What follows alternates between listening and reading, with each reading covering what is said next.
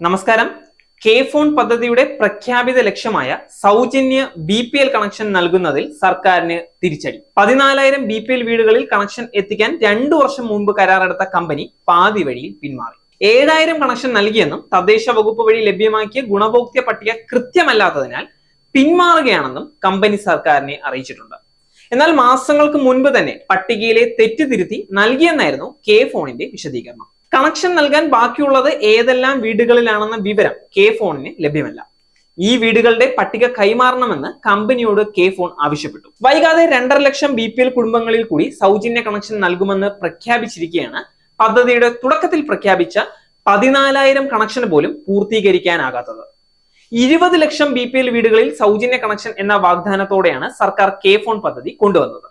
ആദ്യഘട്ടത്തിൽ ഒരു മണ്ഡലത്തിൽ 100 വീതം 14,000 കണക്ഷൻ നൽകുമെന്നും രണ്ടാം പിണറായി സർക്കാർ വാഗ്ദാനത്തിൽ ഭേദഗതി വരുത്തിയിരുന്നു. ഇതിനായി 2022 ഏപ്രിലിൽ കമ്പനിയെ തിരഞ്ഞെടുത്തു.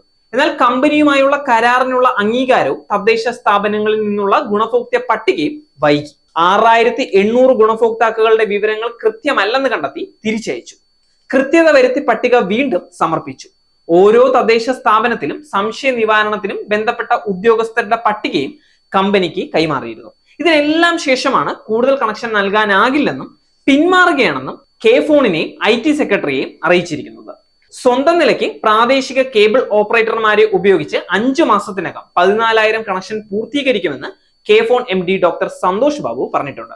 14,000 BPL വീടുകളിൽ കണക്ഷൻ നൽകിയ ശേഷം പദ്ധതിയുടെ ഉദ്ഘാടനം നടത്താനാണ് സർക്കാർ തീരുമാനിച്ചിരുന്നതെങ്കിലും കഴിഞ്ഞ ജൂണിൽ മുഖ്യമന്ത്രി ഉദ്ഘാടനം നിർവഹിക്കുമ്പോൾ 1000 വീടുകളിൽ മാത്രമായിരുന്നു കണക്ഷൻ. നേരിന്റെ വാർത്തകൾ നിങ്ങളുടെ വിരൽത്തുമ്പിൽ എത്താനായി സാക് ന്യൂസ് ചാനൽ സബ്സ്ക്രൈബ് ചെയ്തും ഷെയർ ചെയ്തും ഒരു ശരിയായ മാധ്യമ നിലപാടിനൊപ്പം നിൽക്കാൻ ഞങ്ങൾ നിങ്ങളെ ക്ഷണിക്കുന്നു.